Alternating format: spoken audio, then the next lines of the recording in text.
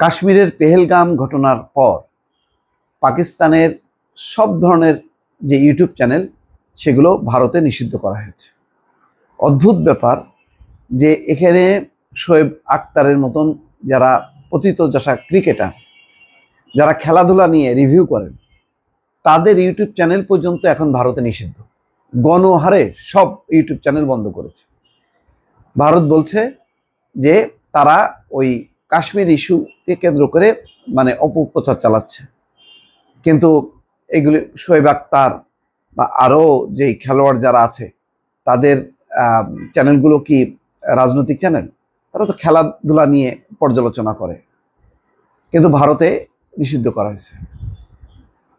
এই প্রসঙ্গে আপনাদেরকে বলি যে একটা খবর নিশ্চয়ই দেখেছেন, আল জাজিরাতে ডক্টর মোহাম্মদ ইউনূস বলেছিল যে শেখ হাসিনাকে যদি আপনারা রাখেন তাহলে আমরা কিছু করতে পারবো না, সেই ক্ষেত্রে তাকে চুপ থাকতে বলেন।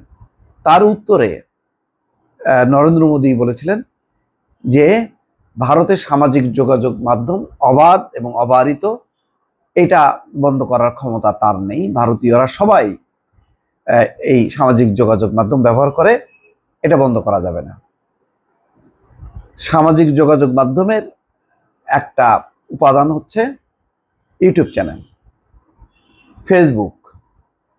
তাহলে শেখ হাসিনার ক্ষেত্রে বন্ধ করা যাবে না, কিন্তু পাকিস্তানের খেলোয়াড় থেকে শুরু করে যত ধরনের ইউটিউব চ্যানেল আছে সবগুলো কিভাবে বন্ধ হয় ভারতে?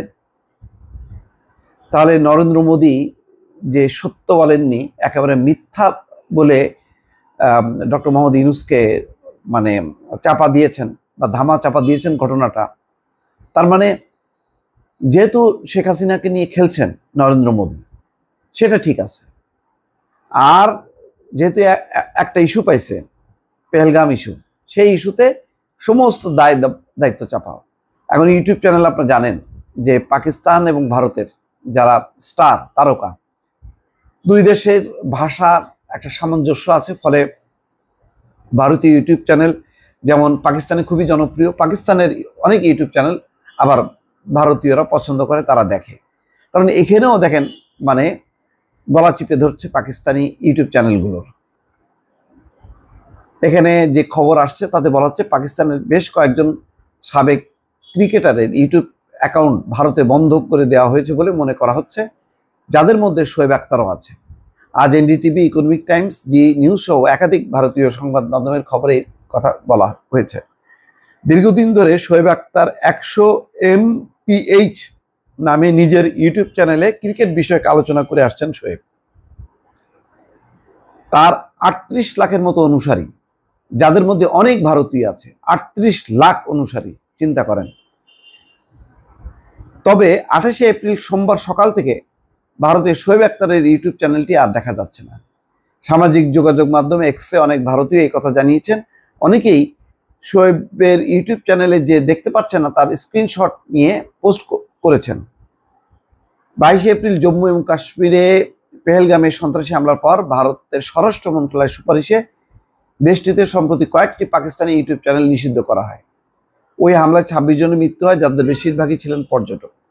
ভারত সরকারের এক মুখপাত্রের বরাত দিয়ে এনডিটিভি লিখেছে, স্বরাষ্ট্র মন্ত্রণালয়ের সুপারিশে পাকিস্তানি ইউটিউব চ্যানেলগুলো নিষিদ্ধ করা হয়েছে, কারণ তারা উদ্দেশ্যমূলক এবং সাম্প্রদায়িকভাবে সংবেদনশীল কন্টেন্ট, ভুয়া তথ্য এবং ভারতের বিরুদ্ধে বিভ্রান্তিকর প্রচার চালাচ্ছিল।